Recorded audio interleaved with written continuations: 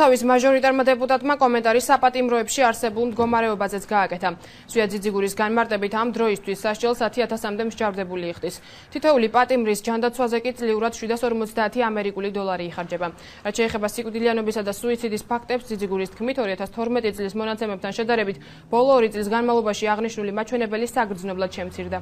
ატეხვა ხმაურის იმაზე, რომ საპატიმრო ადგილებში ან კრიმინალების ბატონობა, ან ჩემბატონო პატიმრები ჯანმრთელობის თვალსაზრისით არიან ცუდ მდგომარეობაში, ეს არის უბრალოდ სასაცილო და უბრალოდ ძალიან მარტივად გინდა ადამიანს თქვა, რომ ენას ძვალი არ აქვს, როცა ამას ესენი ლაპარაკობენ თვითონ.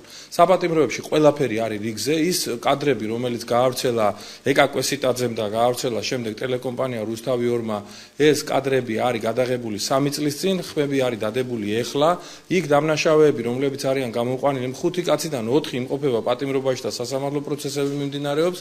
ეს კადრები თვითონ, რომელიც თვითონ გაავრცელეს, ეს სასჯელ აღსრულების დეპარტამენტმა თვითონ მიაწოდა ამ ადამიანების ადვოკატებს, ამიტომ აქ რაიმე ტიპის რაღაცა ისეთ მოძიებასთან საქმე არ აქვს და საერთოდ ეს არის სასაცილო, როცა საპატიმრო ადგილებზე ეს ხალხი გველაპარაკება ჩვენ.